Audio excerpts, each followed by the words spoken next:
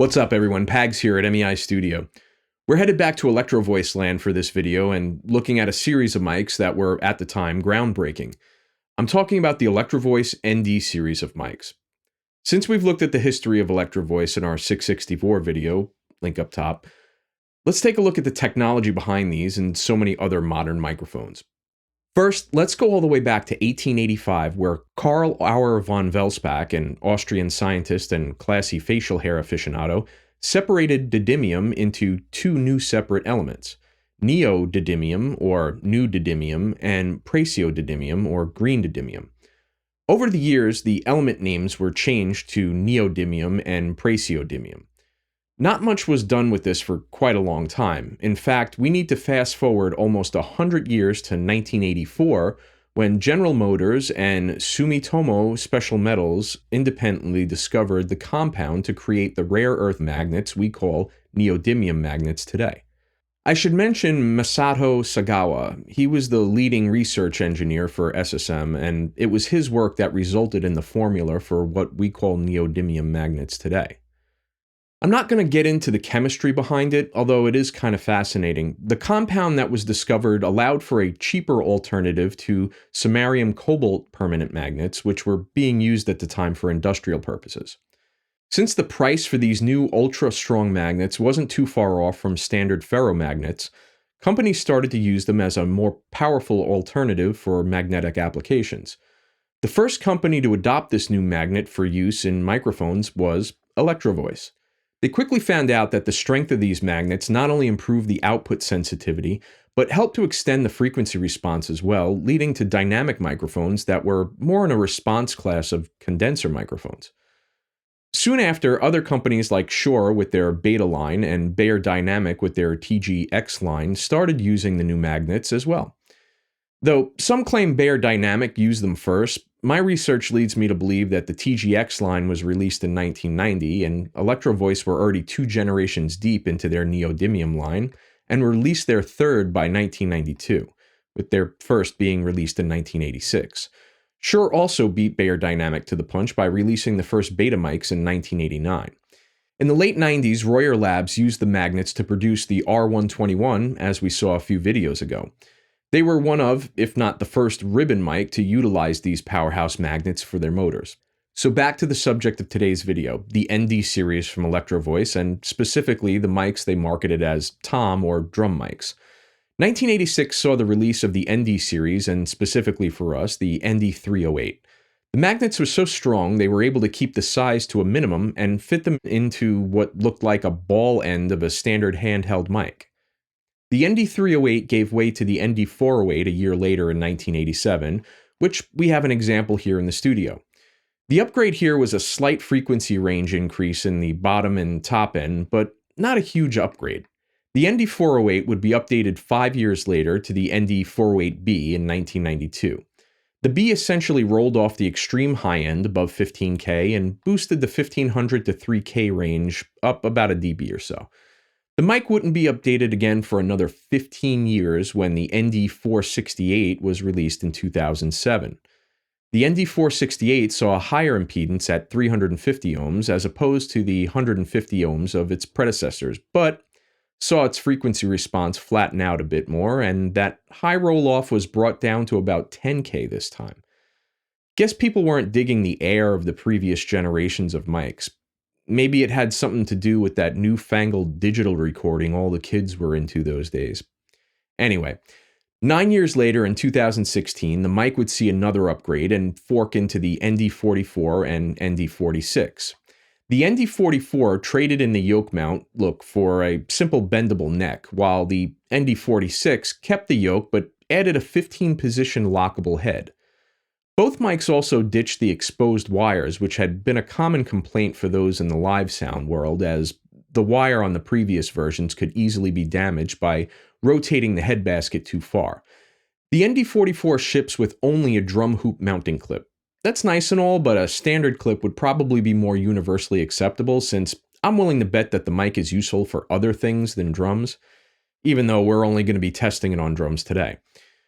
A few years later, Austrian Audio would adopt this swivel design in their OD5 and OD7 mics, as we've seen previously.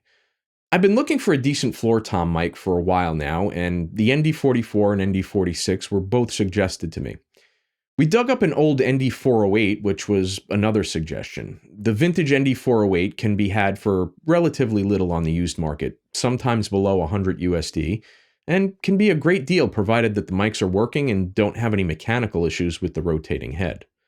Up until now, I had round-robined a few mics like the RE20, the U87, the D12, the D6, and the M82 for floor tom duty.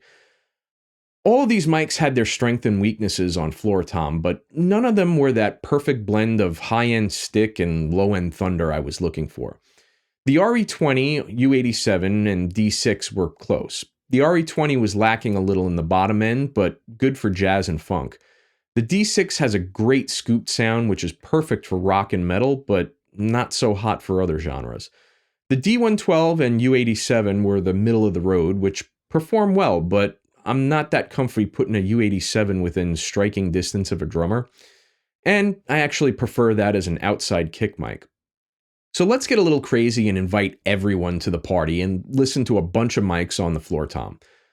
Once we're done there, we'll pop the ND44 and 46 on the full kit to see what the bleed is like and how they blend when processed. We're going to throw 12 mics at this and see what sticks.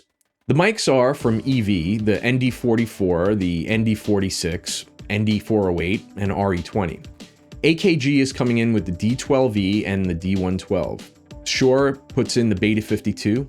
We're going to have the Austrian Audio OD5, the Audix D6, the Telefunken M82, the Mic Tech PM10, and our U87. Let's get the party started.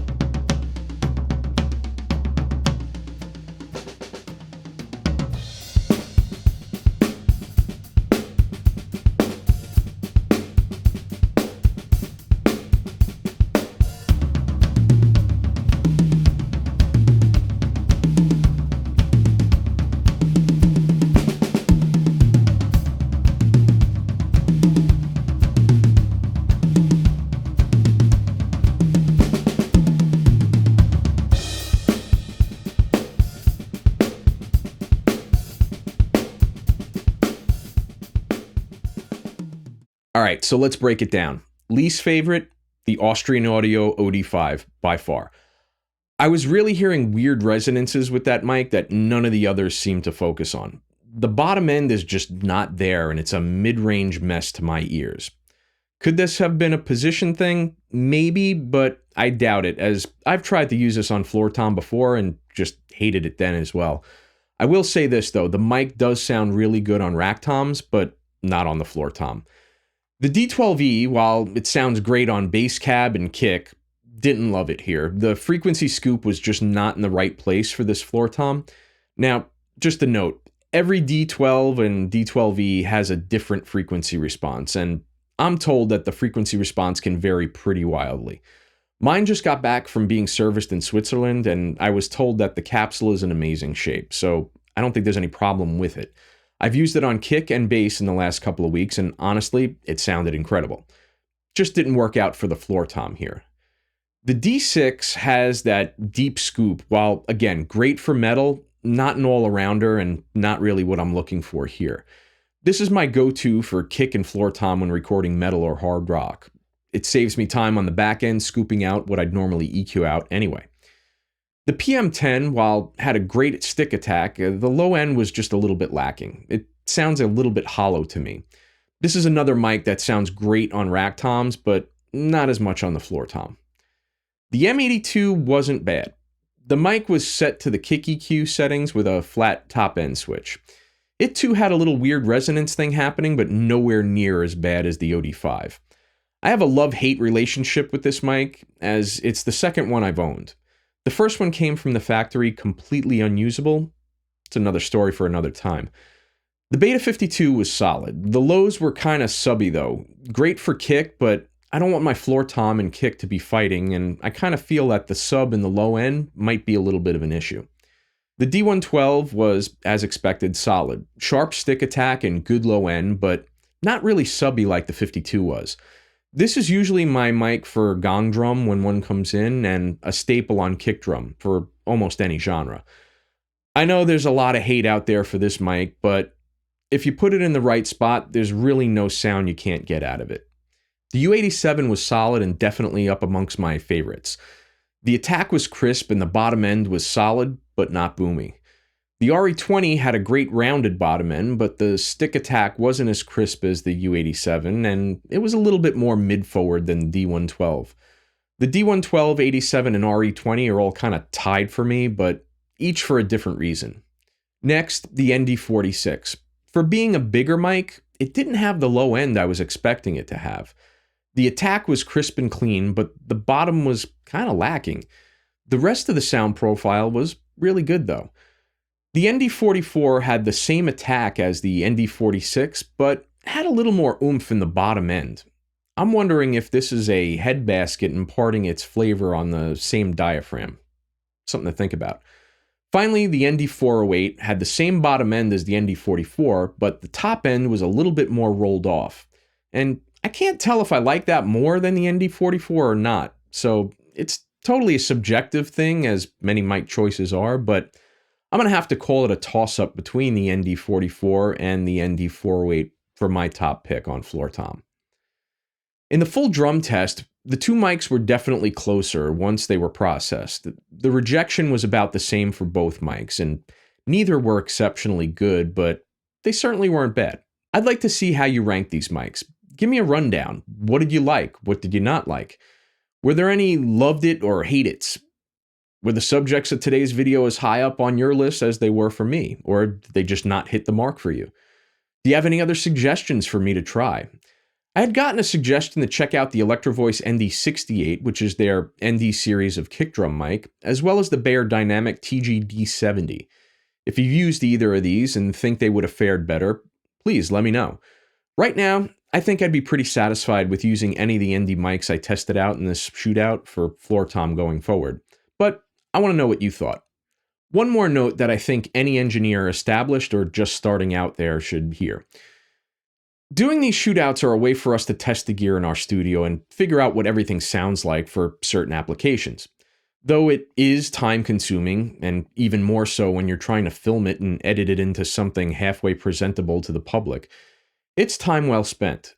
I can't stress enough how important it is to know your own gear and how it sounds in your room.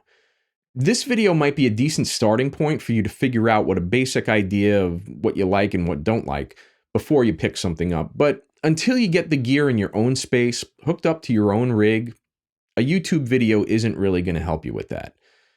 In this case, my floor tom and room are not going to sound like your floor tom and room. Whether you have $1 million recording facility or you're recording in your bedroom, know your gear inside and out. It'll help you get the most out of your equipment and will make things a lot easier when it comes time to record. And knowing what not to use is just as important. Doing tests like these can sometimes give you an insight into what else a mic might sound good on. As always, if you've gotten anything from today's video, please hit that like and subscribe button. It'll really help us out. If you're interested in studio mics and other things audio related, please hit that notify button so you'll be notified when we put something up.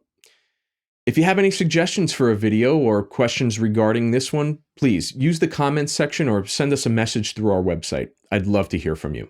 Well, that's it for this time. This is Pags, signing off.